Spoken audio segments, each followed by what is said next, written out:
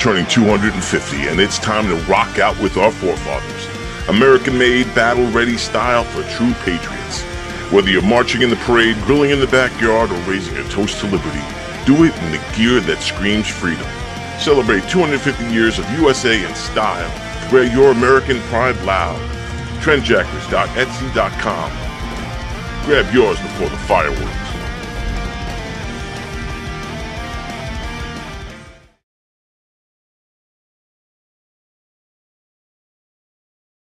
Whether you're marching in the parade, grilling in the backyard, or raising a toast to liberty, do it in the gear that screams freedom.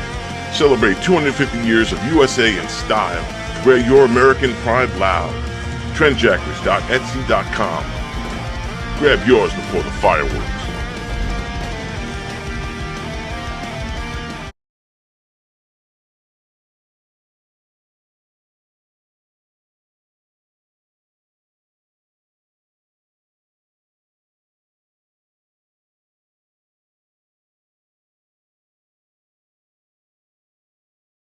Before the fireworks.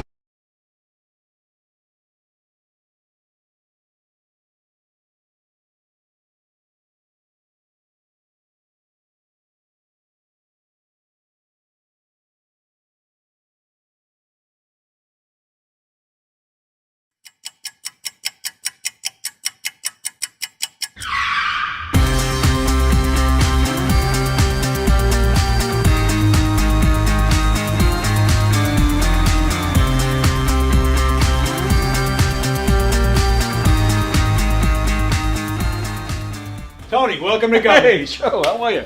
I gotta pat you down though, pal. Oh, yeah? Yeah. All right. Got anything on you? Anything I should know? I got nothing. Anything weird going on? What? Alright, you go in, Tony. Good. Thanks, Joe. Appreciate it. Thanks.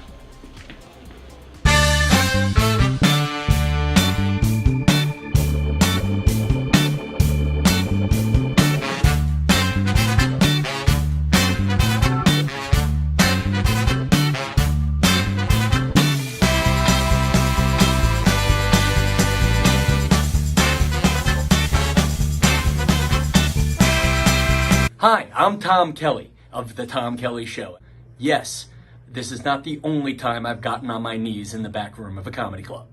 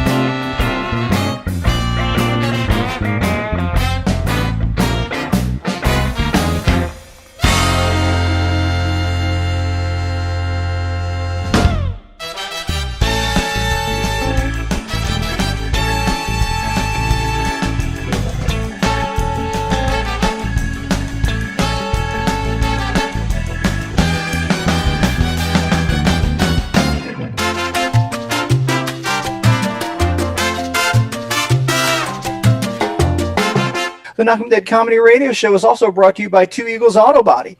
For more than 25 years, Two Eagles Auto Body has been the leader in auto body repairs and customer satisfaction on Long Island.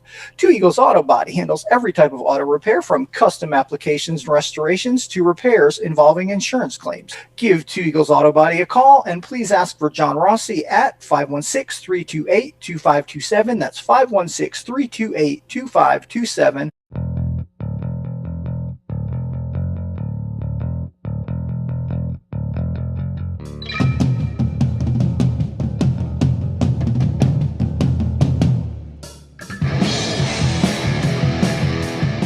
Hey, how do you say there, people? It's Johnny Brennan, creator of the Jerky Boys, also of Fox TV's Family Guy fame. I just want to let you know you're listening to Tony on the Knock 'em Dead radio show. They're going to keep knocking 'em dead, so keep listening. You wacky sons of bitch. Right there. Over and out there, sweet Charlie. Long time no see, man. Hey, man, I miss you guys, man, at Knock'em Dead Comedy Radio. I just want to say thanks for making my millennium. Oh my gosh. Well, it's a love fest. Yeah, you heard that story. Yeah. So I guess should I tell it again? Oh yeah, if you want. I mean, yeah. You know, you guys are into comedy. Does it really help when somebody gives the punchline?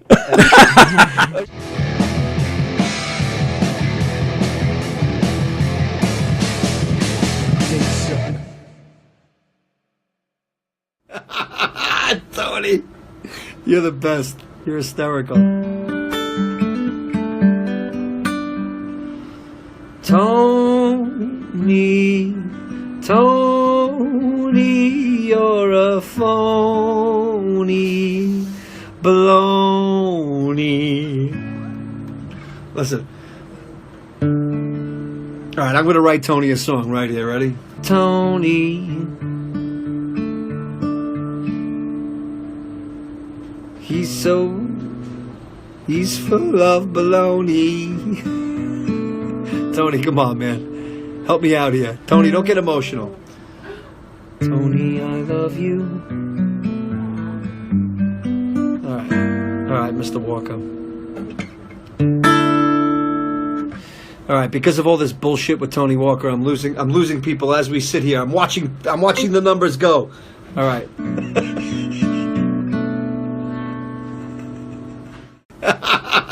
Tony, you're the best. I messed You're up. hysterical. I got to do this, and I got to do that, and then I do this, and now I got to fix your camera. Hi, everybody. It's a Knock'em Dead Comedy Show here on Gov's Comedy Club Podcast, Facebook, YouTube. Thanks for watching. Hey, wherever you're watching from, whether it's Facebook or YouTube, we appreciate it. We're glad you're here, and we hope you stay here. But wherever you're watching from, we ask that you share the link to the show on all your socials. Tell everybody you know about all the great shows here on Gov's Comedy Club Podcast. And if you're watching on Facebook and you want to stay there, that's fantastic. But if you want to join in the conversation today and hang out with us, hear your name read, hear your comments read, and like I said, join in our conversations, please switch over to YouTube because that is where we monitor the comments. The Knock'em Dead Comedy Show, we're coming at you live from the legendary Governor's Comedy Club in Levittown. Michael is here. How are you? Michael is here. What's orange and sounds like a parrot? An orange parrot. A carrot.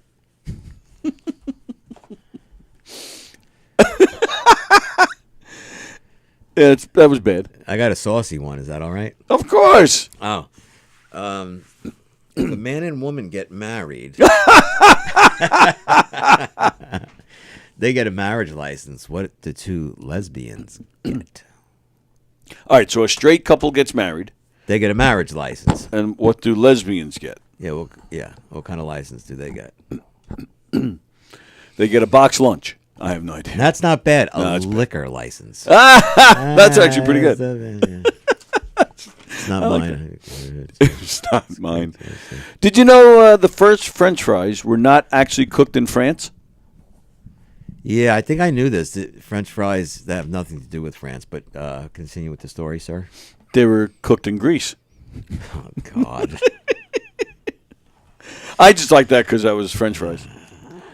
I can't live without French fries. I think that's why in Greece, yeah, they don't use Dawn, the dish soap. They use Tony Orlando. And Dawn, yeah.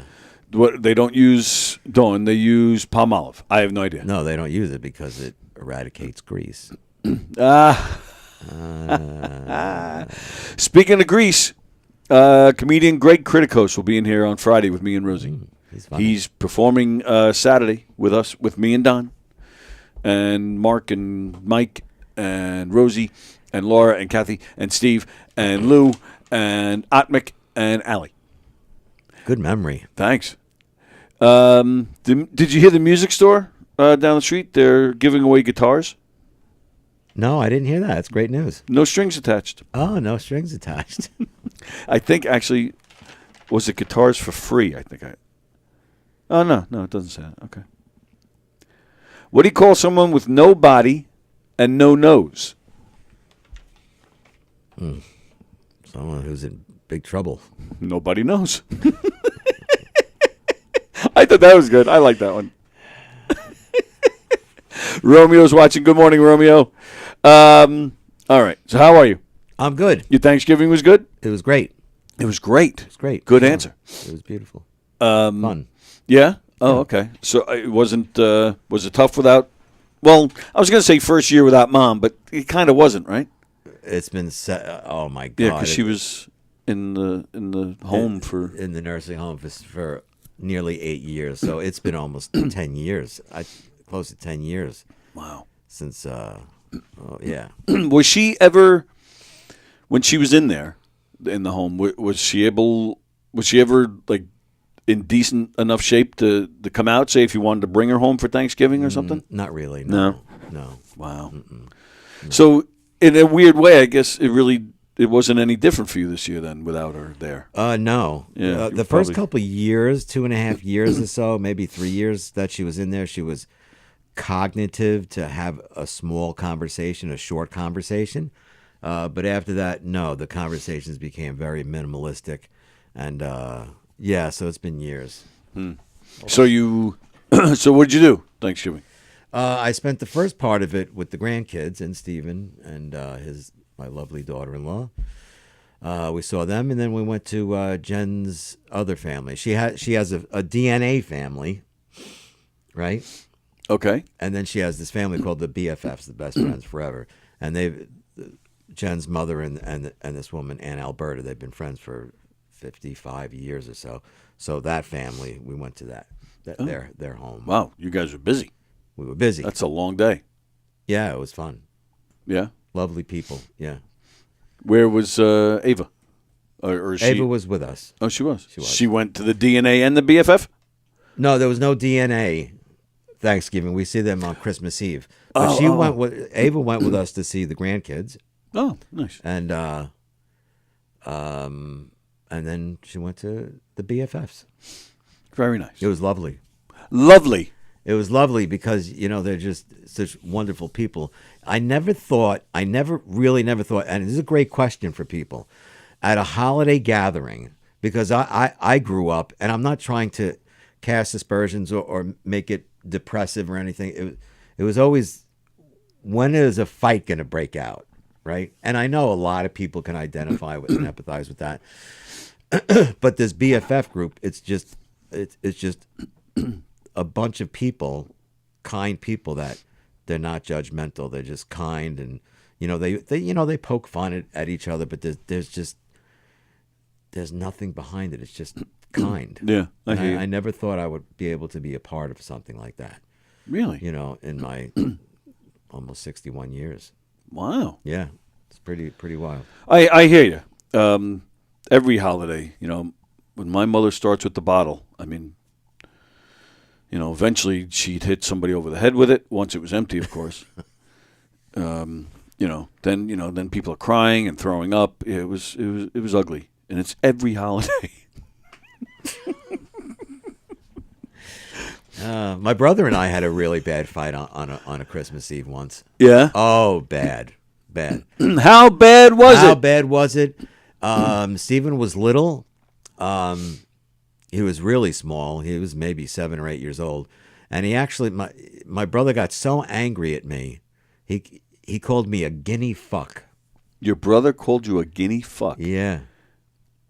Not that you are one, but he goes, "Oh, you're just a low life Long Island guinea fuck."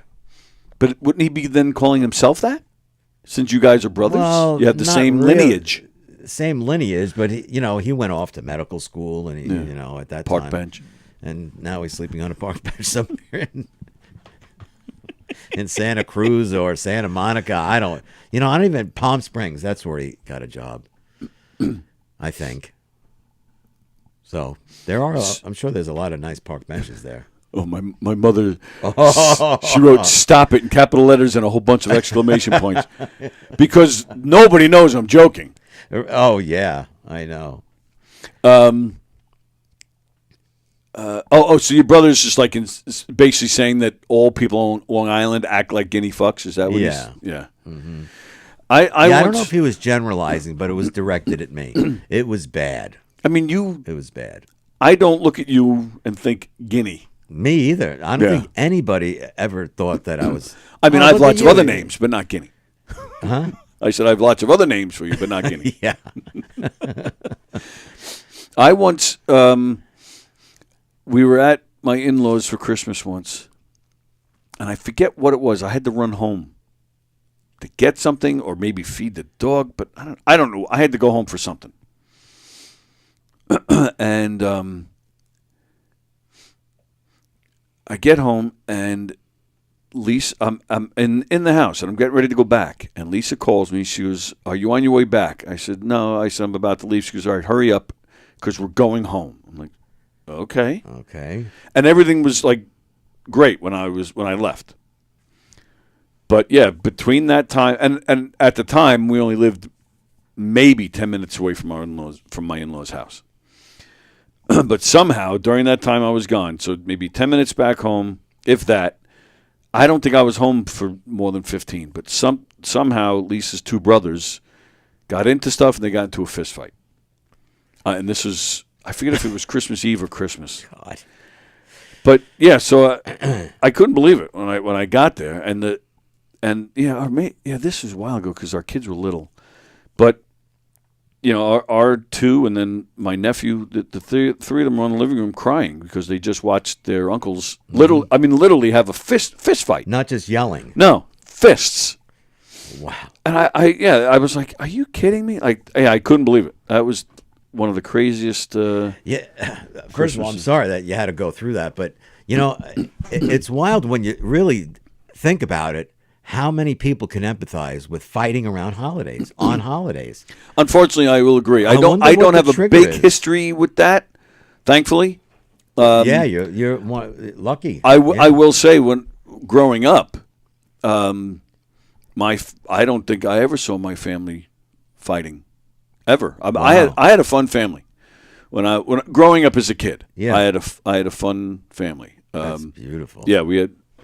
Unless there was, and I was just oblivious to it. I don't know. Yeah. I remember, again, later on, when I was in my 20s, I do remember my mother has three brothers, and two of them got into a little bit of an argument over the third one, because the third one doesn't really come around. He's kind of estranged from the family, and they were having a heated conversation about him. Yeah. Probably, that might be the closest I've ever seen to a fight with my mother's family, which I'm happy about. Good morning there, Romeo. Good morning. Good morning. Good morning. So you're talking about Thanksgiving and holiday fights. Yes. I have a very funny story. It's sad but funny about a holiday fight. I worked with a guy. Actually, he taught me he taught my job how to be a detective. And I won't mention his name, God rest his soul, but he was a very curt, nasty guy. If he liked you, he liked you. If he didn't like you, he didn't like you. Okay. And he wore his heart on his sleeve. There was no gray area. It was black and white. So he was Jewish, and he married an ex-nun of the Catholic faith. And of course he got. Everybody was breaking his balls, in the squad room. He go, "Oh my God, you're going to go to hell. You married an nun." He says, "It doesn't count. I'm Jewish." So anyway, make the long story short, he says to his darling wife, he goes, "This Thanksgiving holiday, I want a nice, quiet Thanksgiving day." He said, "I don't want any, relatives over." He goes, "I just want maybe 3 or 4 people." So being the low man on the totem pole, I couldn't get the day off, so I covered the watch. Okay. So everybody leaves. Everybody's, saying Happy Thanksgiving. Sorry you had to work. We'll bring you a plate, this and that. I said, don't worry about it. Just go. So about 30 minutes later, I hear the door open of the squad room, and there is this fella. And I go, "What are you doing here?" He goes, he sits down, he smokes. He was a very heavy smoker. smoked Camels, and he lights up a cigarette. And he goes, "Well," he goes, I finished Thanksgiving early." I said, "What do you mean?" He said, "Well, I walk home, I get in my house, and I see a table of 15 people." And I said to my wife, "Well, didn't I tell you I didn't want all these people?" And she says, "Well, it's the holidays, you have to have cheer." So I said, "Well, okay." He said, "I picked up the turkey and I threw it out the window." Oh, my goodness. I go, "What did you do?" He says, "I picked up the turkey and I threw it out the window." So I said, "Why would you do that?" He goes, "Well," he says, "I thought it was appropriate. The next time she'll listen to me." And we went to Arthur's Diner on 25th Street and had turkey dinner. But that was wow. He really wanted the quiet Thanksgiving. Holy crap! Oh, I tell you, the man was hysterical. And there was two guys, and Kaplan knows the story. I told him this story. There was two guys. They were very weird, but great guys. But that's my Thanksgiving story. And I never, of all my 72 years, never had a fight of holidays or anything. I just it's unheard of. But that particular Thanksgiving, God, that was I guess that was the early '80s. Wow. Yeah, that was the funniest thing in the world. And by the way, the window was closed. So then he screwed himself because then he's got to get his own window fixed. Wow, that's something. Holy moly! Oh, that was hysterical.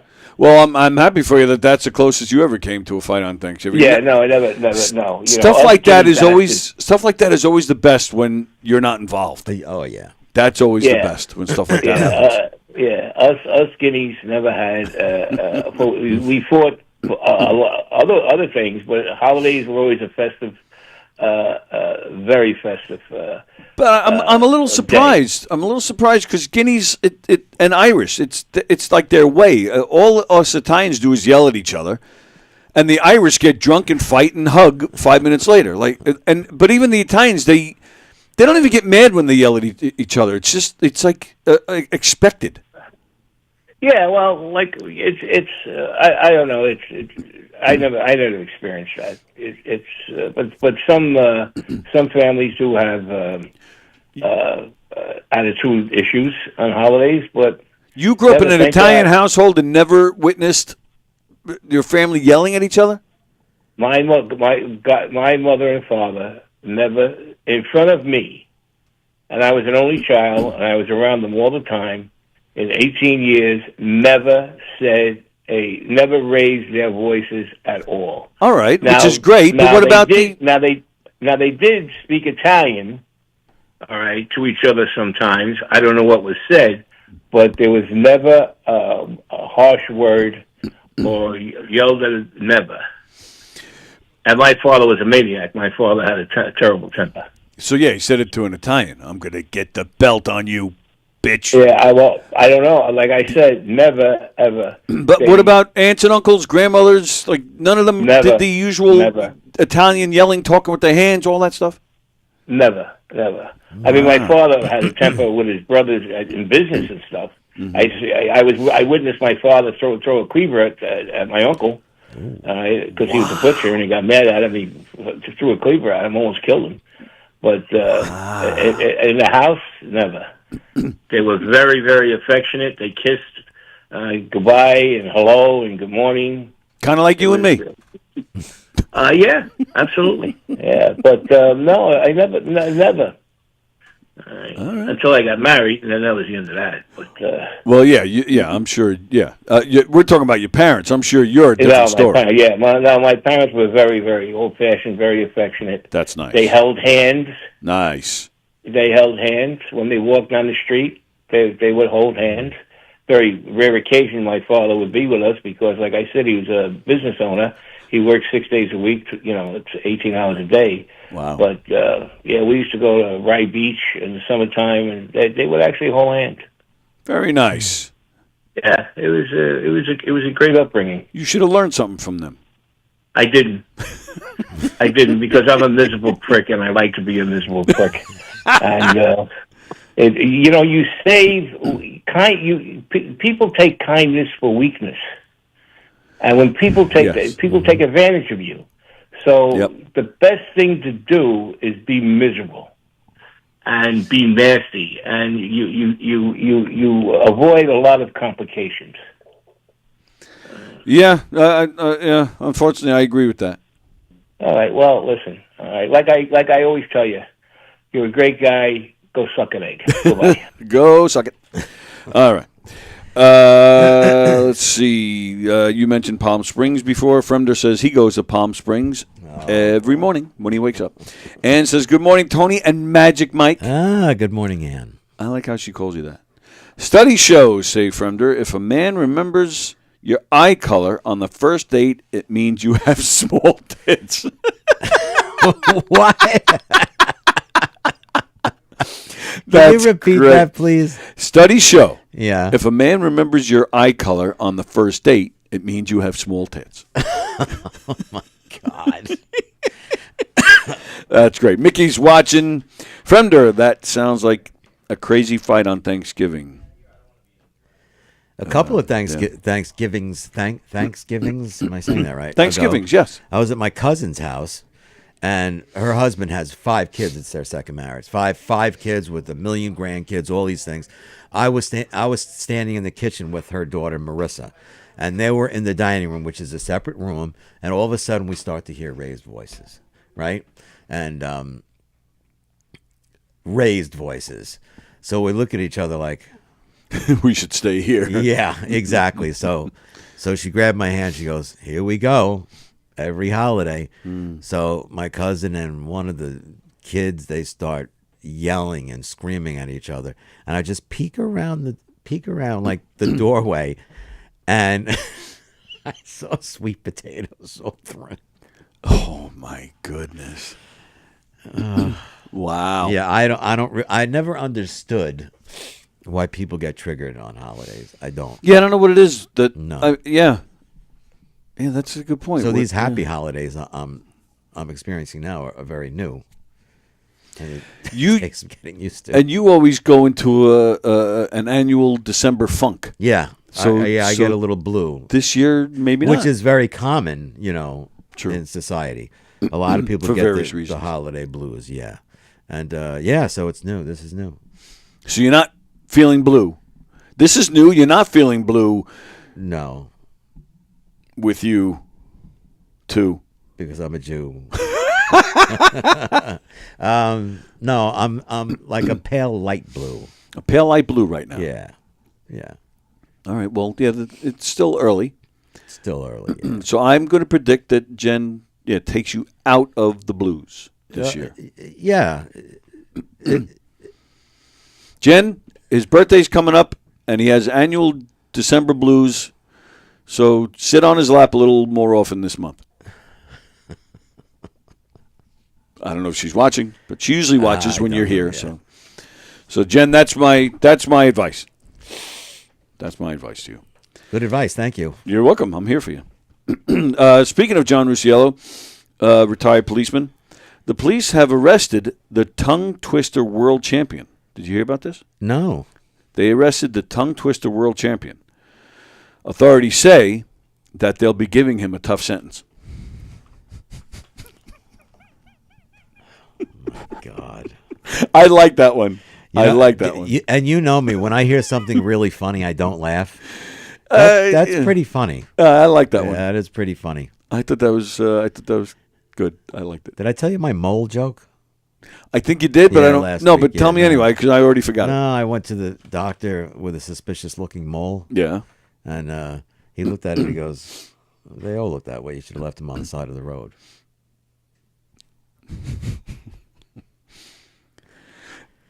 What do you call a magician who loses his magic? What do you call a magician that loses his magic? Unemployed? Well, I guess you could call him that, but that's not the answer I'm looking for. No. No. A magician who loses his magic, you call him Ian. Ian? Ian. Wait a minute. I've heard this joke before. Think about it. I know, and I think Ava told me this joke, and I didn't get it. And she didn't explain it? She did, and I forgot. Magician. The word magician, you take the magic out of the word magician, you're left with Ian. Yeah. 3 letters. Yep. Oh, God. What?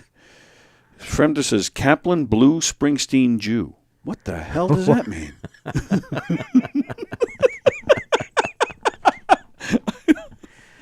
All right. I you don't ever know. get a pimple on your face and it just won't ever go away? Yes. Oh, yeah. Yeah. Yep. I don't know why I'm sharing that with the I I was waiting for more out of that. No, there's really nothing more. I'm actually feeling a little blue this week myself. You are? I've been telling the guys, everybody here, I've been experiencing some issues with my computer and my phone. My Notes app, which I have a ton of stuff on, lots of important PAL stuff, lots of important studio stuff, has disappeared. It's not even in my cloud, which is why I even used to say to myself, I should take a photo of this stuff, I should print it out. But I always said, it's in the cloud. Yeah. Well, it's gone, and it's not even in the cloud. And I've been trying all sorts of stuff, trying to retrieve it. Nothing's working. I told them, I've been telling them this story every day this week. I spent Sunday, I spent probably about 3 hours at Apple. Got nowhere. Google, they couldn't help you. No. They helped me try to retrieve it. Nothing. They think it's a Google issue. Google has the worst customer service. Do they? Like, they have no phone numbers. Like, you type it in and they, of course they don't. You don't even get a live chat. You just get, they look for the keywords. Right. And they give you all these suggestions for problems that I'm not having. So I've been complaining on here in hopes that somebody might, hear it and know somebody. So, somebody who is going to remain nameless did reach out and said they have a friend who's high up at Google. So this person is going to try and help me. I said, okay. So right now I'm relying on that person because Allison Chadwick, who's been on the show a few times, she's a local comedian, very nice woman. She reached out to me yesterday, and she gave me a whole bunch of suggestions. I'm like, oh, all right. I think it was 3 or 4 suggestions. I think I tried 1 or 2 of them already, but there were some new suggestions. So anytime somebody gives me a new suggestion, I get hopeful. Yeah. I tried them. None of them worked. I told her. She actually said, I got nothing now. My friend Rob, who we did the Name That Tune with, he works for Apple. So I got him on the phone yesterday. So my Notes app was linked into my Gmail, my Google account. Yeah. So I could access my notes on Gmail. But until all this happened, now I can't find them there either. So Rob is like, okay, do this, try this with your mail, do this. So I tried it all. Now on my computer, so I have 3 Gmail accounts. Mine, there's a Knock 'em Dead Comedy account, and then Tony at Knock 'em Dead Comedy. So now, after I worked with Rob, my Tony at Knock 'em Dead Comedy account has disappeared. So I can't see emails on that account. Oh, my God. And then I tried to send an email to myself from the Knock 'em Dead Comedy to my personal email, and it didn't work. So, I don't know what in the world is going on here, but it's just day by day, it's getting worse. How old is that phone? But they didn't say it's your device. No, they looked at the device hoping to find the missing notes in like a deleted folder or something. Mm-hmm. The deleted folder is empty. It's almost like the app. You know how you can take an app or even a whole computer and reset it to like a default or prior to a certain event, prior to a certain date. That's Yes. like some computers you put in, settings as of November 1st, 2025, and it'll go back to that. Yeah. It's almost like the app did that because it shows everything from 2020 and earlier. Oh, so the past 5 years are gone? Gone. Just gone. And like I said, and then on my Gmail, I can't even access the notes anymore. It's gone you're from right. there too. Everything goes on the cloud. The cloud also shows from 2020 and earlier. It's like it's totally gone. So what did Apple say? I mean, that's an iPhone, right? I'm assuming. Yeah. So Apple, again, they looked at folders. They screenshot my phone so they could see it. And they were looking around. They couldn't find it anywhere. And I said, so why is it on the cloud? They're like, well, you must have not had it set to it. I said, these old notes are on it. Yeah. So I did have it set to it. We think it's a Google issue because your Notes app is linked in with your Google account. So we think it's a Google issue. And yeah, I'm getting nowhere with Google. So you have 5 years worth of stuff that you can't access. Yep. You can't see it. Codes and login info and other things pertaining to this room, PAL stuff, personal stuff, jokes that I was working on for stand-up, all gone. Stuff for Sammy's, special ed services with the state, all gone. And Sunday was a bad day. I've calmed down slightly. But Sunday I was actually screaming in the house. I was screaming. Yeah. Because I lost a lot of stuff. In fact, I'm already feeling it in here. I'm having some issues with some of the tech stuff in here and trying to work on it, trying to fix it. In fact, here's an example. Peter Schwartz, who's on Tuesdays and Thursdays at 1, it won't let me stream his show live to YouTube. It's only going to Facebook. But I can't change anything because I don't have passwords. To make changes. But other days we're on YouTube. You're on YouTube. Right now, this show, so you see this program that I'm working off of? Yeah. This is a template. Each show has its own template. So settings are different for each show. Okay. It was working. It would, just like this show, it would stream live to YouTube and Facebook. Something happened where, the YouTube link doesn't work.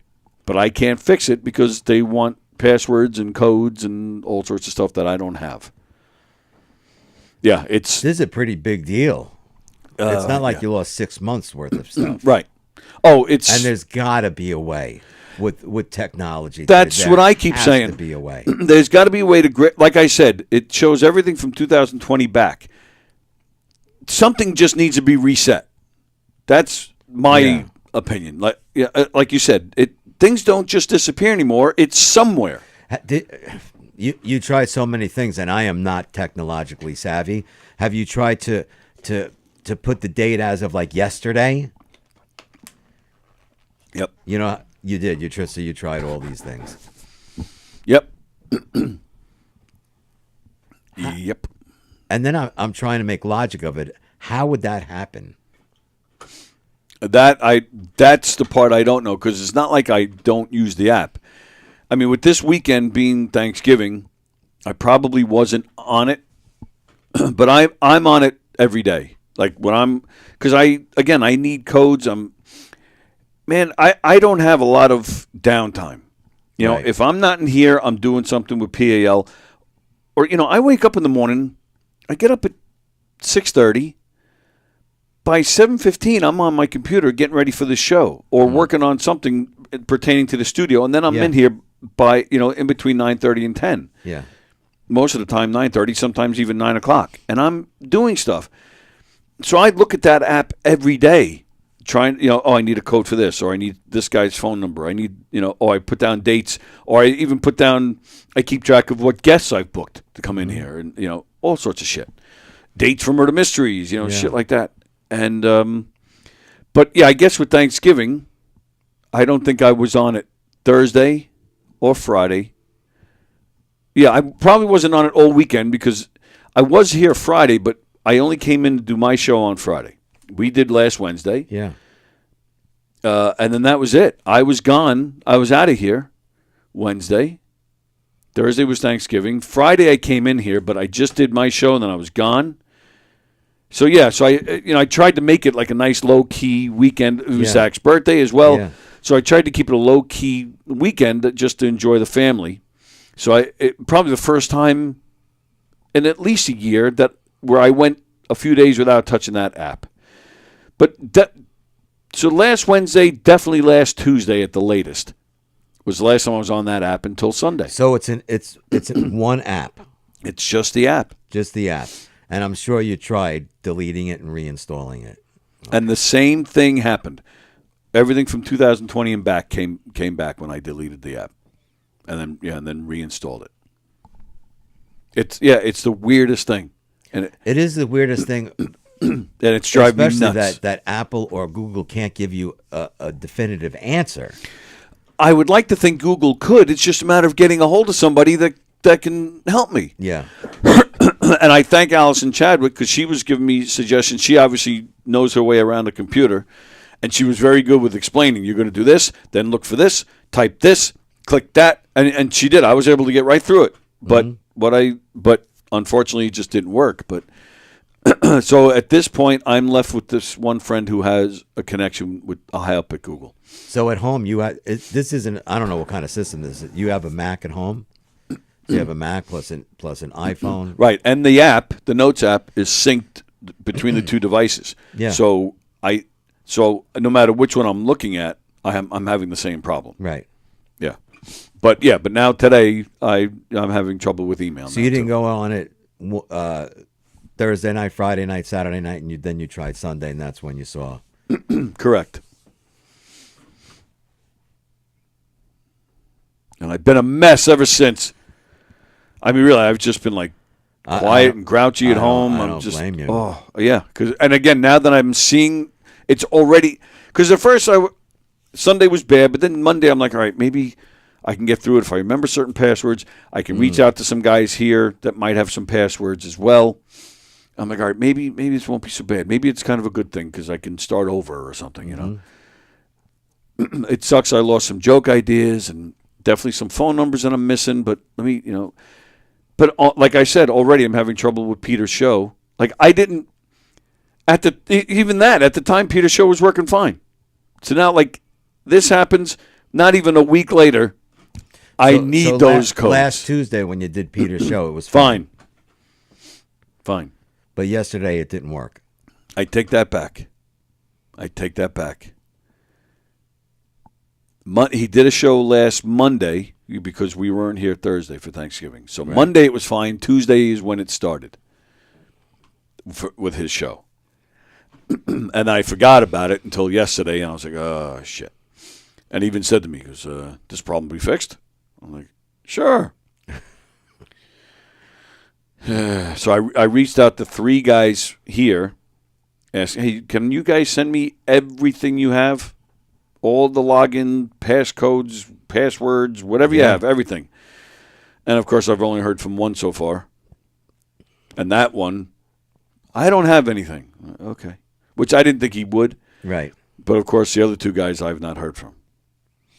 So I'm like, it does. It affects your mood. It affects everything. And I'm telling you, if there's a way that we do get it, I am then printing it out. I am writing it down. Like, I'm not relying on the cloud. The cloud can go fuck itself. Yeah. Like, how the cloud doesn't have it, that pissed me off. Yeah, I'm like you. I don't rely on the cloud. I take a lot of notes, handwritten notes. Do you? Yeah. Yeah. Even passwords. I'll write since I moved. Like PSEG. I write down the username and password, and I put it on a little card, and I tape it like in an obscure place. Only I know where these things are. Yeah. Because for some reason these things happen every once in a while, and I just don't trust technology 100%. Thanksgiving, I was at Jen's house. No, Friday I was at Jen's house, and the mother was on her phone looking at something, dresses or something. Then all of a sudden I go on Instagram and all these ads for dresses come up. Isn't that wild? That happens all the time. All the time. And everybody says that. Yeah. They all have that happen to them. I just choose not to care about that because really... I mean, I really don't care about it either. It's just wild to me. Oh, it's definitely wild. Yeah. And I know people, like, they get all nervous about it. I know people that, on... I don't know if it's all computers or just Macs, but they have that little camera. They put a little piece of tape over it? Yeah. But I don't care. I'm like, I have nothing to hide. And me either. And I don't have anything. What are you going to take? My CD collection? I don't have any money. So, what are you hiding? Yeah. I'm not having sex in front of that camera. So Exactly. what are you getting out of me?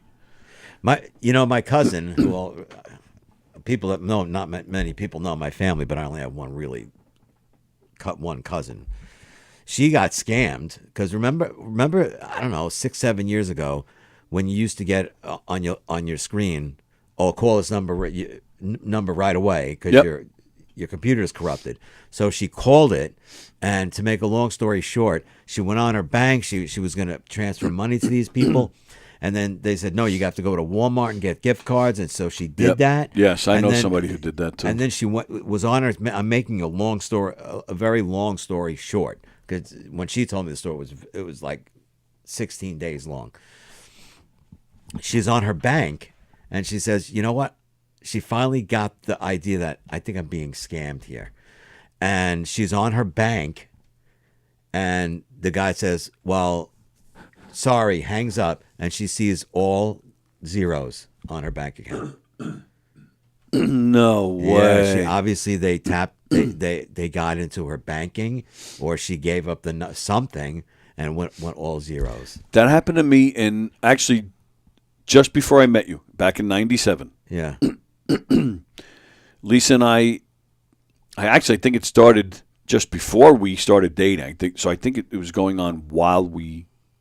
Like, it was actually happening during the time that we started dating.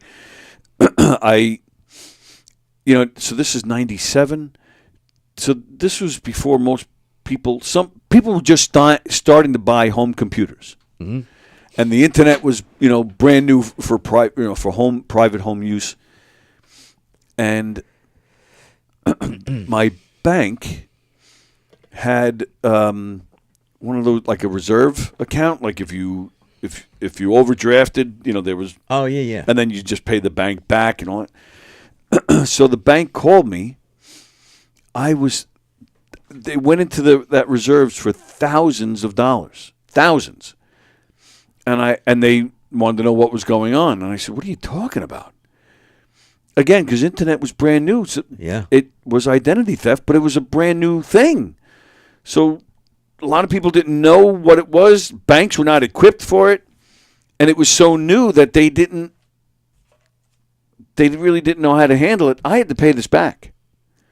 And like I said, Lisa, and I remember Lisa and I just started dating, because I do remember as we were dating for, I think, maybe 2 or 3 months, I finally told her about it. Yeah. And it did not sit well with her. Because again, we just started dating. Yeah. She came back to me like a week later or something. She's like, "Do you have a gambling problem?" She's like, "I know you don't drink or do drugs." She goes, "So what is it?" Yeah. I said, "I'm telling you, this is what happened." Yeah. And the bank, and I fought with the bank because I had a limit. Like, you could only go into this reserve for, I think it was $3,000, but this went much deeper. So I said, why did you guys allow this? Right. They actually said, well, you've been a good, because I was with this bank for years. And they said, well, you've been a good customer, and we thought, that you would take care of this. And I'm like, what kind of explanation is that? Like, the whole thing was just so absurd to me. Yeah. But yeah, my account. See, you were on the hook for it. I was on the hook. I had to pay back. It was a lot of money. Yeah. It was over $10,000. Wow. That they put me on a payment plan. Yeah. And again, because it was all brand new at the time, I just had to deal with it. Because now you can fight it, right? And now now it's a whole different story. Because now they have the technology to find out that it really wasn't you, and it was this, somewhere overseas or whatever. Right. Yeah. They'll call you and say a purchase has just been made. Yep. Can you verify that was you? Different. Yeah, it's all different. Right. Like I said, it was brand new. It was a whole new world back then. Nobody had any idea. And I remember we sold our house in 2000. And I remember the guy I was buying my house from, he went through the same thing. So again, this was only 2000, and he went through something very similar. Wow. Except, lucky for him, they caught the guy. Oh, they caught the guy. And they somehow traced something back. It turned out the guy who bought my house was using a credit card at a Home Depot. The Home Depot employee took the info and then started using it. So somehow they traced something back, and it led to that. But very similar thing. This guy, if they didn't catch the guy, he was saying the same thing. He was already getting calls like, you owe this money, you have to pay this back, and he was freaking out. And then he got lucky. I didn't have the same fortune. So, what other bad luck stories can I tell you about with my life today? All right. Did I tell you the other day I broke a finger on this hand? No, you didn't tell me that. Oh, but on the other hand, I'm fine. Friender, my friend just paid off her mortgage. Her name is Bernadette. That's pretty good. That's pretty good, Bernadette. Bernadette. Yes, Mickey. I complained about this computer situation the other day, and Mickey gave me a phone number for Google. Oh. Thank you, Mickey, for that. I appreciate it. I did try that number prior to you giving it to me. It's not a tech support number for Google. It's just like a sales number or something. But it doesn't matter. They will not switch you over. They won't? No. So I wonder why Google's so hard to... Yeah, I didn't know that either. To their credit, I've never had an issue with Google until this. So I never needed their tech support. So their technical support is it's just texting back and forth. No, they don't even have that. They don't have live chat of any kind. Oh, they don't? It's you go on their tech support, you type in what your issue is, and then it's not a chat, but something does come back. Like, we see you're having this problem. Here are our suggestions. But it's not like, hi, may I help you? What's your problem? What can I do? Like, it's not. It's just it's like AI generated. I see. So they look for keywords. And I did. I tried that, and all I got was stuff back about how to fix my Gmail. I'm like, that's not my problem. And that's where I'm looking for a number, because it's a little complex, it's a little weird, it's a little different. This is a situation where you need a person. Yeah. To explain the whole thing properly. But thank you, Mickey. I do. But there's got to appreciate be a computer genius out there that can figure this out. Well, that's where Allison stepped in, because I finally just took to Facebook yesterday and I just posted. Okay. Anybody know how to deal with Google? Somebody? SOS. I don't know. I mean, I don't know. Do I call Geek Squad? I don't know.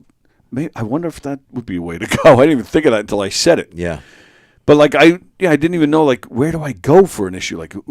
Is that an IT person? Well, the Geek Squad, they're a bunch of little computer geniuses, right? Yeah. You know what? Let's do that. Do they have a phone number? Yeah, they get. Of course. And they are still around. I don't see I don't see their little buggies around anymore.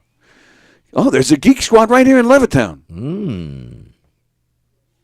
Maybe they'll come into the show and fix all your problems for a small fee of $900. All right, well, let's find out.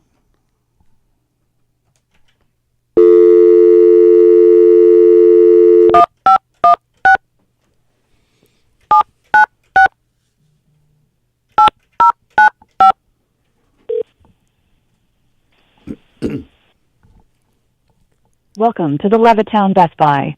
Your call may be recorded for quality assurance. By continuing, you accept the terms of use and privacy policy on bestbuy.com. One moment while I look up your account. What's the phone number on your My Best Buy account? You can also say, I don't have one. I don't have one. That's okay. Thanks. Oh. If you know the extension you want, just press the pound key. Otherwise, what can I help you with? Geek Squad, please. Do you need help with tech support, an active repair, a protection plan, or something else? Something else. In a few words, what can Geek Squad help you with? A Google issue. I didn't get that. Could you say that again? Google. Sure. A few questions to get you going. Do you have a specific item in mind? Yes. Okay. Do you have the item's SKU number? This can be found on the product page online. No, I don't. No problem. What's the name of the item? Google.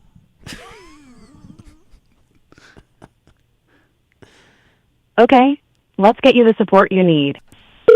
Oh. If you're inquiring about the Pokemon exclusive event or doorbusters, visit bestbuy.com. I don't Pokemon. You will Jeff receive Bosey a notification Pokemon. if selected. Pokemon?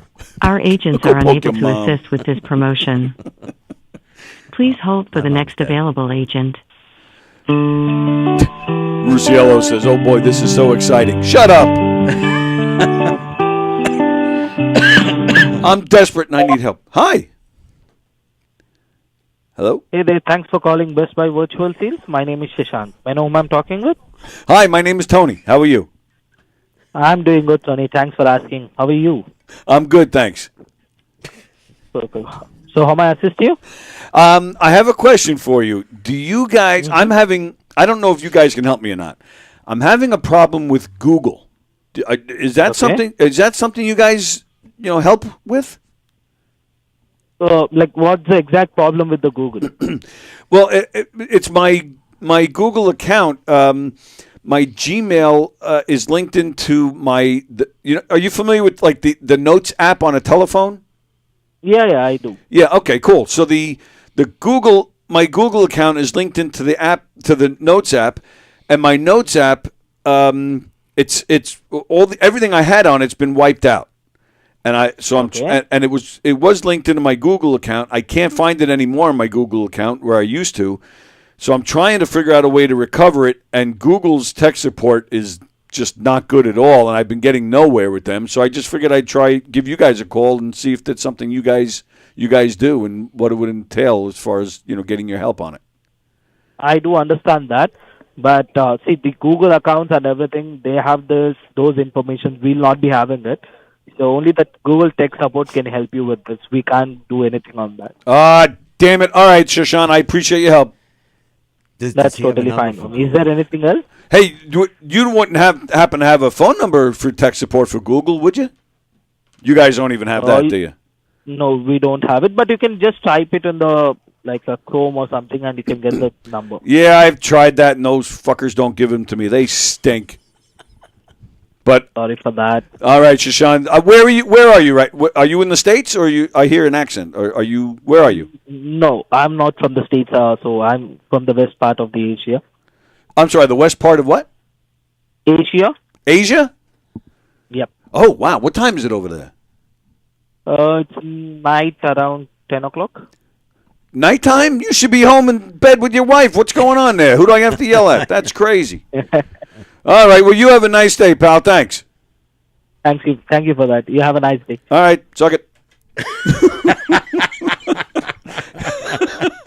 I thought you were going to get the Geek Squad here. I thought for a second. And that was Shashan didn't do dick for me. No. And shut up, John. I needed help, so I called. I know. Damn it. Oh, my God.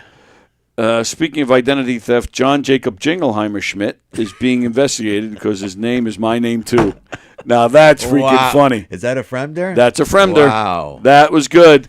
Dear God. That's why you put passwords somewhere safe, Tony. I bet Google updated itself. Yeah, but that's what I'm saying. I thought it was in the cloud. So I thought it was, and I do have a backup on my computer, which, I don't know, I had trouble even accessing. Oh, no, I take that back. Even the backup was showing the current shit that's there, not the stuff I need. What do you mean the current stuff? The 2020 and back. Like if I go on my Notes app right now, that's what I'll see. Notes from 2020 and back. Wow. That Zach used to put in when we had a shared Apple ID. It's not even my notes, but that's what's even in the cloud, no less. So I thought it was backed up, Mickey. I really thought like I said, I did think at one time I should print this stuff out just so I have it. I'm like, it's in the cloud if anything happens. And I thought that was good enough in this day and age of technology. Have you ever accessed your cloud and looked at it? This was the first time I've ever had to do that. Yeah, I've never done it. Never. No. I've never had a need. Yeah. Until now. And now I find that the cloud is useless. Damn it. What the hell? What the hell is going on over there? It was a burp / nostril cleansing. I don't know what. I thought you were going to throw up. I figured out, says Fremder, how to fix your Google problem. In the search bar, type in big titty lesbians. That usually does solve all, though. I'll tell you. I will give you that much. The John Jacob Jingleheimer. That was a great good one. And I'm trying to change my Gmail address so I can be Rothney. Right, because it says Ann Dillon on here, which she doesn't want. That's an old married, no longer married name of Ann. It's not easy to change it, really. I think I'm going to have to go to my phone carrier and have them do it. Yeah, see, that's frustrating. It's crazy. New Delhi Central. Yeah, that's probably...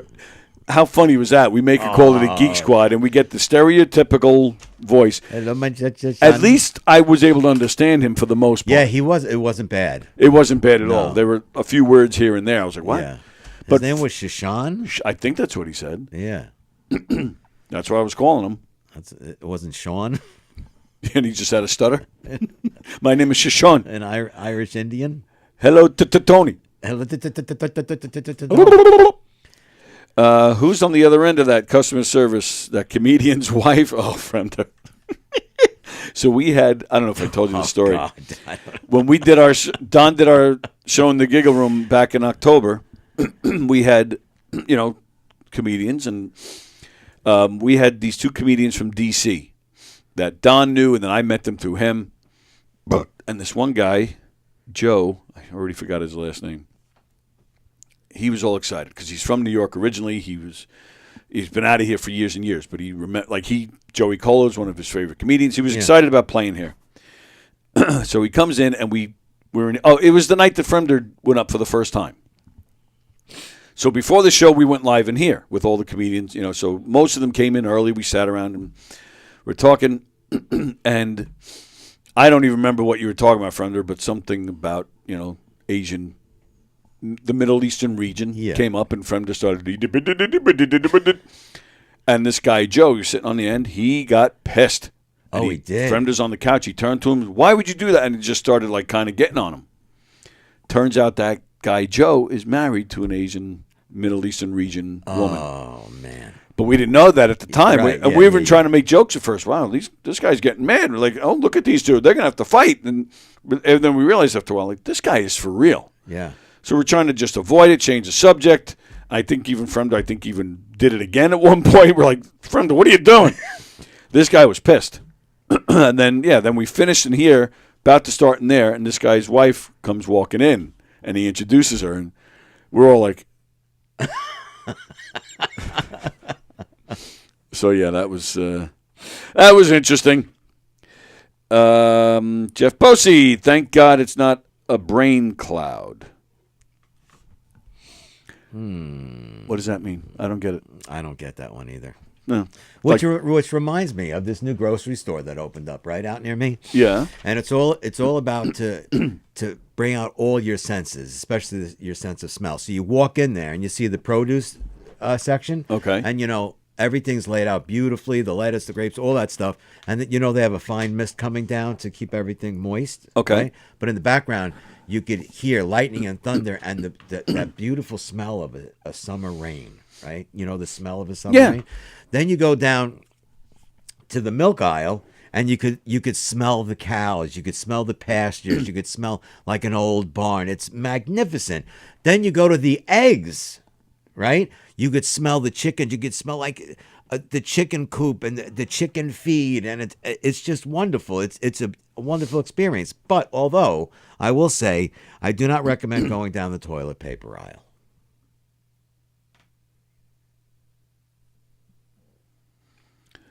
You go down the cat food aisle?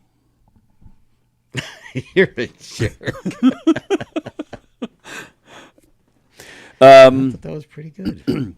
So my brother's a musician. I've known that for a very long time. Does a lot of singing. He had to call the plumber yesterday. He had an issue with his plumbing. The plumber went to my brother, the singer's house, and said, "Hey, nice pipes."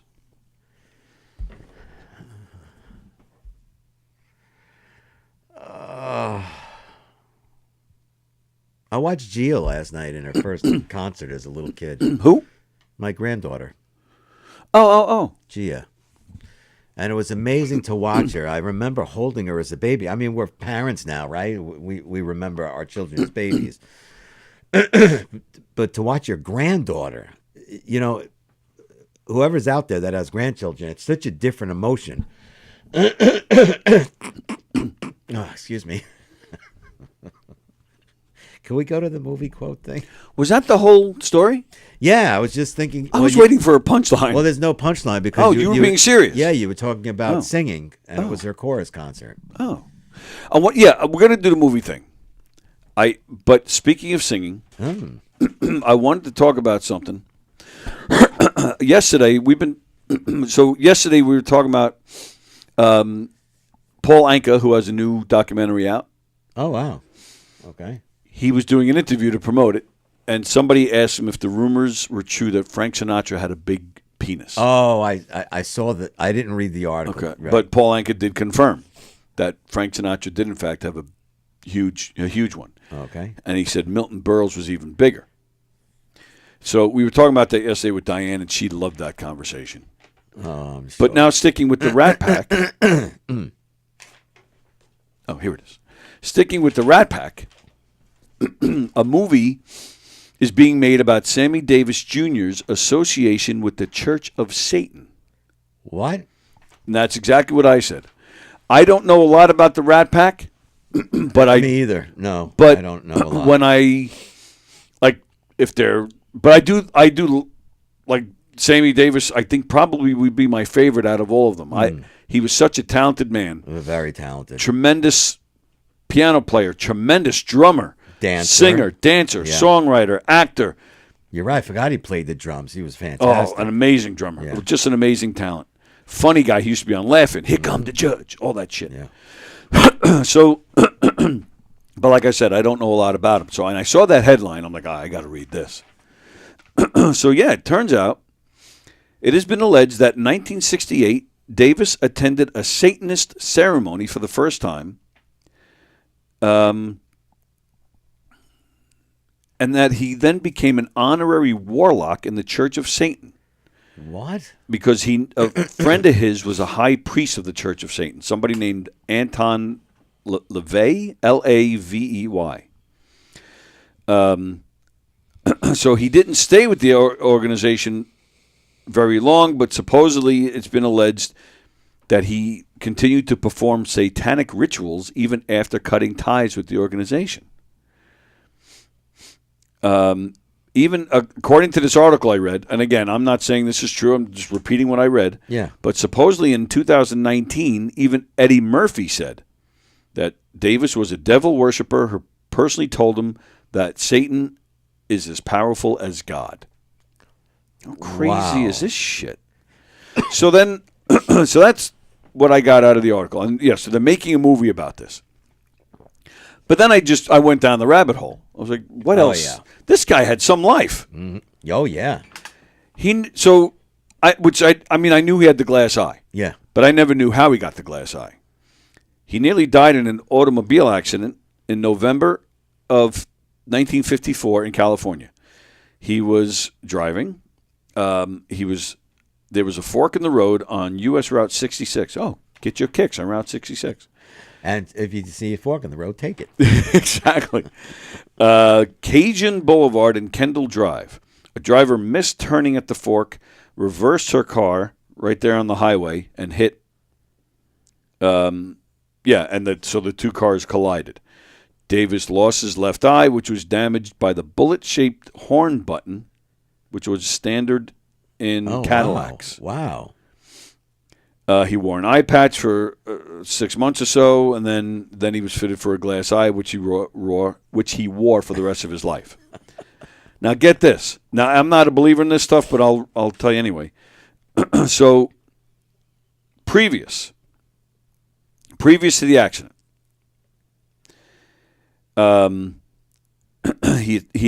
friend of his, there was a comedian.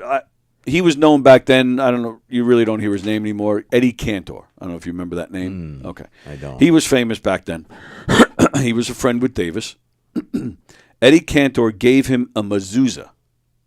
Oh, really? Can you? That's like a. It's like a. A mezuzah is the thing that you put put on the door. Yeah, right? and you're supposed to like kiss it every time you it's supposed to bring you luck and keep things good for you. Mm-hmm.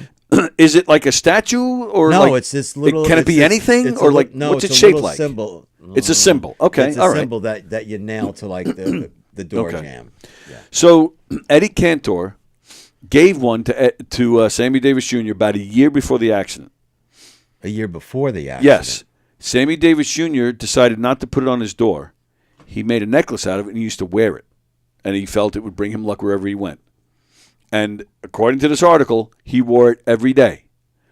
The day of this accident was the only time he ever forgot to put it on. That's what this thing says. That's what this article said. Who knows? But I'm just telling you what I read. So all right, but also he was a veteran. He was in the service. Yeah. In 1957, Sammy Davis Jr. was involved with actress Kim Novak, who was white. Oh yeah. That was a big thing. Well, right. That's the thing.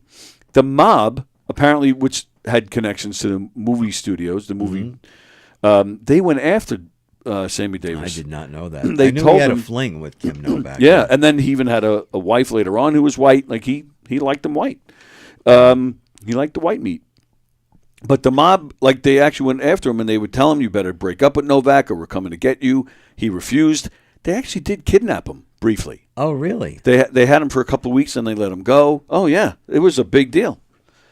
Yeah, I had no idea. He led some colorful life. You're a racist son of a bitch.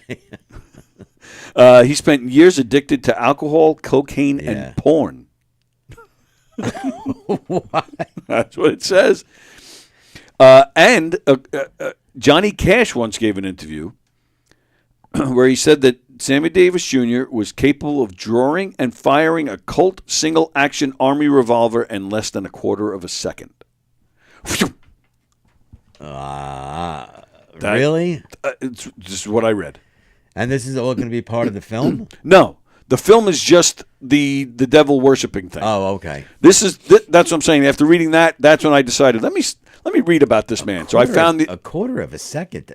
That's crazy fast. Yeah. So yeah, these are all other facts that I found out about him after reading the article about the Satan thing. So all right, all right, just this last one. So apparently when he died, which he died in 1990. I didn't realize he's been gone that long already. Yeah. 35 years. So when he died, he was the bulk of his estate was estimated at $4 million. Mm-hmm. But which was left to his widow. But he owed the IRS $5,200,000. So plus interest and penalties. So it totaled up to a little over $7 million that he owed. So the government took all the money. They took it all. She was left with nothing. Wow. And then whatever she was left with of his, she had to sell so that she can have some money. Yeah, she was actually forced to auction his personal possessions and real estate that she had left over after the government took what they wanted. All those years of being basically world famous with the Rat Pack and his talent. Gone. Wow. God. Craziness. Forget about, don't forget about the satanic stuff, but there should be a whole movie on this guy's whole life. Oh, absolutely. Craziness, man. I'm surprised with all of that information. There has not been a movie about his life, right? Where his widow had to sell his gold rings. The government probably took them.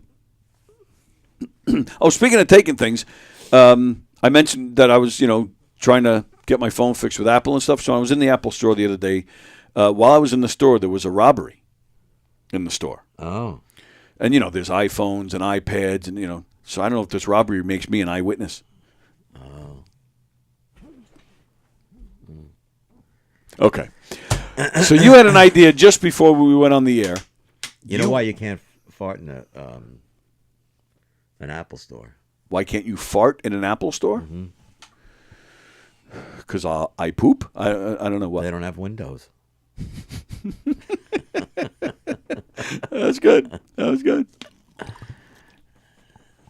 All right. So I like the movie quote thing. I'm sorry. So just before we went on the air, Mike shot a movie quote at me that I didn't get. So then Mike said, well, why don't we do that today? why don't we throw some movie quotes at each other? So I said, yeah, all right, we can do that. Let's And do it. guess the movie. Right. So go ahead. You start. Well, I will admit I'm not very good at this. Wow, you are unbelievable at music, learning lines, all that stuff. A movie that I love, and I'm giving away hints here. A movie that's really shown around Thanksgiving, and one character says to the other, "You know what? I finally decided you are one unique individual." And then the other character says, well, what does unique mean? What is that, Latin for asshole? All right, so that was the one he used on me before we went on the air. So I can't guess. I can't, because I know the answer. So we want them to give us. Yeah, I guess. All right. I mean, it's your program. All right, so I guess I'll read comments to give them time to respond. There's Scott. I had an issue with Scott. From them, I'm not reading that. Bosie, you said you hate the cloud. I brought up Brain Cloud, which was a line from Joe versus the Volcano with Tom Hanks. See that? Jeff Bosie starting with the movie lines. See that? That's weird how he didn't even know we were doing that. I've never seen that either. Joe versus the Volcano. I've never seen. Was that good? That was Meg Ryan too, right? Was that him and Meg? I don't remember. I know they did Sleep in Seattle together, but I think I don't know. Yes, long-winded answer. Okay. So Scott, he just writes, "I love this show." So I think he's being sarcastic. Oh, Scott. All right. Scott changed his profile picture. It looks. Was that Humphrey Bogart? Yesterday during, was it Peter's show? Or was it Chris Roach's show last night? Scott started commenting, and his profile picture was me. I am dying to know who this son of a bitch is. Rusiel, I think, is looking for a fight. Scott says, I love the show. Rusiel says, Scott, are you sure? All right. Rusiel's got it coming. Why is Mike's mouth sound like my asshole after a colonoscopy, says Fremder. I think he's talking about those noises you're making. Yeah. And there it is. Then Ann says hi to Scott. Sounds like the Rat Pack is running with the devil. Accident on the fork in the road. Are you sure it wasn't an accident with a fork in the eye? Pretty much. Alcohol, cocaine, and porn. What a trifecta. So, Fremder. He writes Sammy Davis Jr., but he spells Junior Jewnir. Oh, God.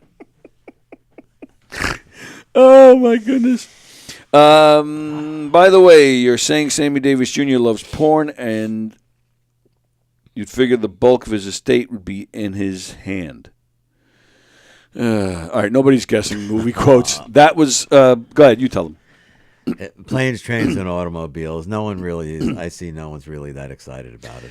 We'll play it anyway. We'll do it for a few minutes. Everywhere I go, I think of her. It's a movie? Yes. Everywhere I go, I think of her. Everywhere I go, I think of her. Hint, please. All right. I don't know if you'll get it from this hint, but I will tell you it's my favorite movie of all time. I don't know if that helps you. Yeah, all right, that doesn't help you. When he says, I think of, everywhere I go, I think of her, they show like two, what do they call it, like the big water tanks, but they kind of look like titties. Does that help you? No. No? You mean water towers like when you go to individual towns? Yeah. The water, yeah. That reminds me of a very funny joke. You know, it's funny that towns are named after the names on water tanks. You've actually used that in here before. Oh, I have. I love that joke. Your favorite movie, it can't be a serious movie. No. Definitely not. And this is exactly the scene that I'm talking about. and let me show the picture to everybody. I don't even think I've seen that. What the heck? Hang on. Is that Porky's? So he says that line, Everywhere I go, I think of her. He says this line, Here, and I'm then thinking it's something profound. And then when he says it, you see this. and I will tell you too, Lisa, where is this? Is it California or You've seen Arizona? that? Lisa has seen these in real life. She has. Yeah, it was either Arizona or California. I'll have to ask her. I don't remember. I wonder if she thought of bosoms when she saw it. Well, she had already seen the movie. Oh, okay. So she knew what those, like, she laughed her ass off because she saw it. Okay, let me ask you a question. Is that a picture from the movie? That's what I'm saying. That's the actual scene. So older cars. That's the actual scene. When the guy says the line, that's what you see when he says it. Why am I not surprised? It's the greatest movie of all time. They just remade it. And it's not as good. Not even close. Back to the Future? No. No. Just remade it this year.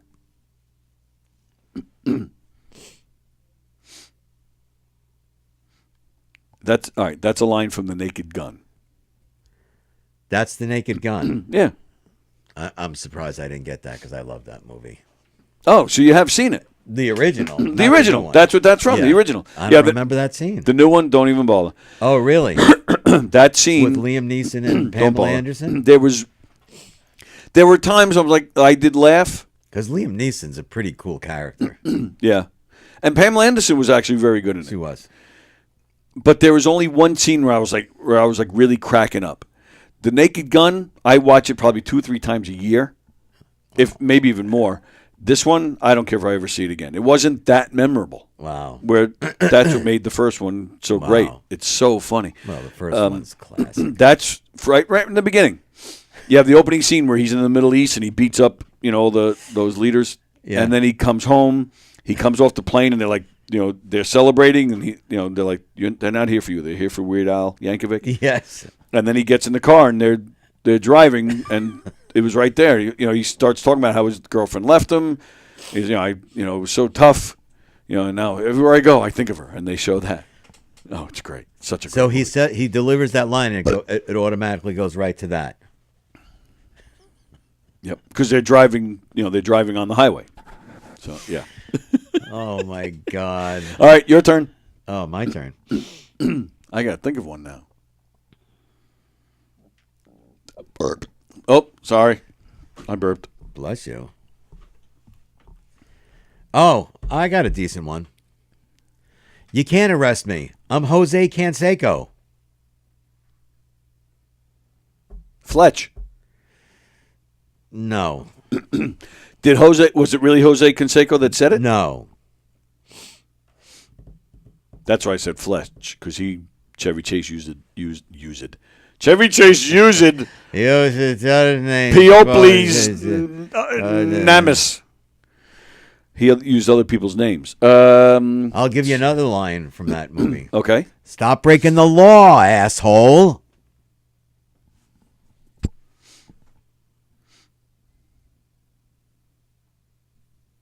I know you know this movie. I know you because I think we've spoken about it. I have no idea. Liar, liar. I think I've only seen it once. Once? Yeah, when it first came out. I don't even remember it, to be honest with you. Sorry. Actually, I have another one. Okay, go ahead. Boy, that John Denver is full of shit. Oh, that I know. I definitely have heard that. What movie is that? Oh, shit. I have definitely heard that. Yeah. What movie is that? Dumb and Dumber. Oh, okay. When he makes the wrong turn and they're in the desert and they think they're in Colorado. So they think they're oh, yeah. the Rocky Mountains. And Right. they're like, John Denver's full of shit. Which is a funny line. And where did it go? Oh, all right. So Ann says that could be the San Onofre nuclear power plant. It looks familiar to me also. Oh. So, yeah, that's what I'm saying. Lisa told me she saw it in either Arizona or California. So maybe that's what it is. Maybe she saw it in California. And, yeah, maybe it's, it's a place right near you. Yeah. Yeah, and she got all excited because she recognized it from the movie. Yeah. And she's like me. She loves that movie. I don't think it's her favorite movie of all time like it is mine, but Lisa's got a great sense of humor, too. So, yeah, she does. Yeah, she does. Okay, here's one. It's Iowa. That's all I get? That's all you get. It's Iowa? It's Iowa. Oh, Field of Dreams. Very good.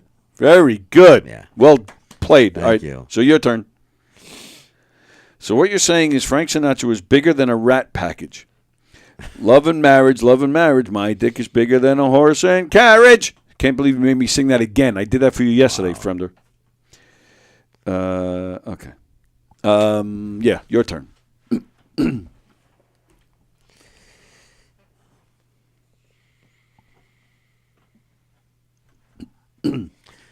Get in your mouse and drive away. Uncle Buck. Yeah. Another one of my favorites. That's a great line. And then when he punches him. And you hear, all right, I got one. Now, what are you prepared to do?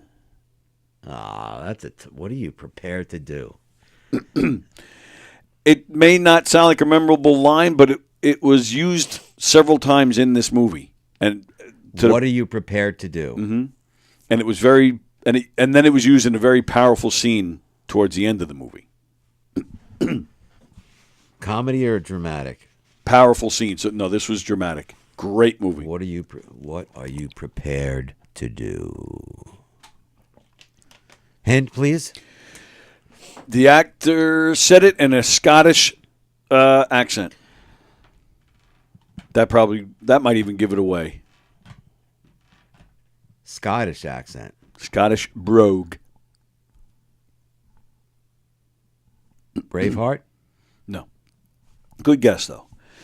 The Untouchables. Oh, The Untouchables. Sean Connery. And then when they shoot him up, Kevin Costner shows up and finds him dying. Yeah. What are you prepared to do? What are you prepared to do? I'm trying my best. That sounded like the cassette tape was in the sun for too long and got warped. That's what that sounded like. Prepared to do? It's like the Elephant Man. And what are you, Popeye? You ever see the Elephant Man? That movie? I am not an animal. I'm a human being. Yeah. All right. Well played. Well played. And if you want, we'll do more next week, like we do the dad jokes. Today is the 3rd. Oh, all right. So next week we'll see you. It'll be the last day we see you before your birthday. Yes. Okay. Yes, Squire. Yes, young Squire. It's down by San Diego, says Ann. Oh. San Onofre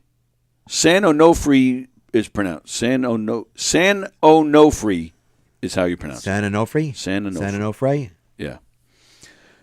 So is that near you then? That's cool. No, I would take she's pictures. north. She's north? I Okay. thought Ann was more. I'm north. sure she is. I don't know California, so I have no idea. But I would take pictures in front of that place if I lived there. Oh, absolutely. Yeah, without a doubt. All right, it is time for us to get out of here. So today is Wednesday. We got Circling the Drain tonight at 7. Tonight at 9. The Everything Superhero podcast. It was supposed to be this past Monday. We had some scheduling issues, so it's going to be on tonight at 9, and it's definitely on. So don't worry. It's definitely coming on. Excited about that. Nice to see Zach back in here. I don't know how often he's going to do the podcast, but whenever he does, you'll see it here. Tomorrow morning at 9 a.m. is Coffee with the Dog. Tomorrow morning at 11, I'll be joined by Frank and our musician guest. Her name is Karen Bella. She's a musician out of Brooklyn. She'll be joining us tomorrow on Zoom. And I don't know if Frank will be here or not. I hope he is. The Zoom's a pain in the ass. But then after this week, Frank said the next 2 Thursdays our musical guests will be in studio. So that'll be nice. Tomorrow night, Recipe for Laughter returns. Tomorrow night at 8 o'clock, Primal Scream with Nick Greystone. He will be interviewing porn star Ginger Lynn. Wow, she's like my age, I think. I think she's older. I think she's closer to 70. Wow. Yeah, but he will be talking to Ginger Lynn. That should be interesting. She's going to be in studio? No, she'll just be on the on phone? Zoom. But still, just talking to her should be interesting. What program is this? Primal Scream? Primal Scream at Nick Greystone tomorrow night at 9. Wow. Yep. That's a big name to get. That's Yeah, right. it kind of She is, lives here actually. on Long Island. Oh, is that right? I don't know. I don't know either. I'm not sure. I don't know. You said it. I don't know. I don't know. Friday, Coffee Dog at 9. Friday at 11, me and Rosie will have Greg Criticos joining us. And then I'm not sure if Don's back Friday night or not. He's been taking the past couple weeks off. I'm not sure. So, all right. That's that with Gov's Comedy Club podcast. Again, we ask that you share the word, spread the word about all the great shows here. Share the word. Sammy Davis Jr., you That's should have right, learned the share word. the word. Instead of following Satan, you freak. And, of course, Governor's Comedy Clubs. The main club in the Giggle Room here in Levittown. The brokerage in Belmore and McGuire's in Bohemia. This weekend, the big event, a night with Gov's Comedy Club podcast. I'll be hosting Laura and Kathy, Steve Kaminsky, Lou Pratz, Atmik Gupta, Ali Cam. From this show, Rosie Fiumara, I'll be hosting. And you get both Hershey and the Keegs. Mark Hirschman will be featuring. Mike Keegan will be headlining. And our pal Greg Criticos will be a special guest. Looking forward to this night.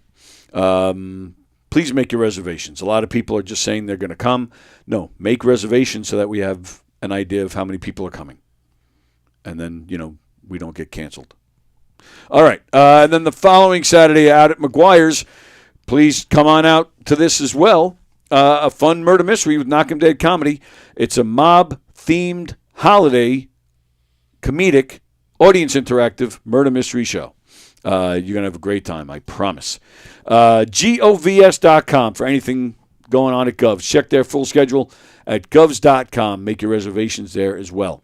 Also playing this weekend on a Governor's stage, Gaspar Randazzo, Anthony Rodia, One Funny Lisa Marie, Mark Paul, Joe DeVito. So govs.com, Govs Comedy Club Podcast, and knockemdeadcomedy.com. Be sure to check out our schedule. We have a lot of private stuff coming up for the holidays, but Can you have a show soon? on December 13th, we're performing at McGuire's that night, but we're also doing a private party in Blue Point during the day. Wow. So we have 2 shows, and then the next day, the 14th, we have another private party during the day. So we have 3 shows in a weekend, which is nice because we haven't done anything in a while. So like a little over a month. Can I ask you a question? Of course you can. When you do the murder mystery in a place like McGuire's, and do you rearrange the tables, or it's just you go down the aisles? We don't rearrange anything. Wow. Yeah, we just go down the aisles. We utilize the stage as much as we can. Oh, good. Nice. Yeah. So That's awesome. Yeah, we try. It's a cool place. So it's a great place, Yeah. and we've been there before, and we get decent sized crowds. So I'm hoping. Is the big fellow with the Santa Claus beard still there? Actually, no, he's not. He's not. He's not. Wow. And and funny story with that guy. We were there doing a murder mystery 2 or 3 years ago, and I walk in and he comes over to me to say hello, and I was like, "Hey, how you doing?" And he goes, "You don't remember me, do you?" I go, "You're the security guy here. I know who you are." He goes, "Well, that's true." He goes, "No." He goes, "But you don't remember me." He goes, "I hired you to do a murder mystery at my house." And I was like, "What?" And then he gave me a few details, and it did come back to me because it was a backyard party during the summer. This guy almost wouldn't let us leave. Like he wanted us to after we were done, he wanted us to hang and drink and jump in his pool. Yeah. I forget exactly what he said, but he threw in a few details where it did come back to me, and I do remember. He didn't have the beard when we did the murder mystery at his house. Okay. But no, I don't know what happened. I don't know if he left on his own. I don't know if there was an issue, but yeah, he's not. Wow. From what I heard, he's not there anymore. Mm-hmm. And I haven't heard that officially, but somebody told me that. But the past few times I've been there, I haven't seen him. I forget his name. Oh, it's going to bug me. Ken? All I remember is I was afraid of him. Yeah, he's scary. Yeah. Absolutely. knockemdeadcomedy.com, Gov's Comedy Club Podcast, and govs.com. We're out of here. Everybody enjoy the rest of your day. See you tonight with Circling the Drain. and Steve's great, and the Everything Superhero podcast. And then we'll see you tomorrow. All right. Thank you, Mike. We'll see you next Thank week. you. All right. Bye-bye. Out.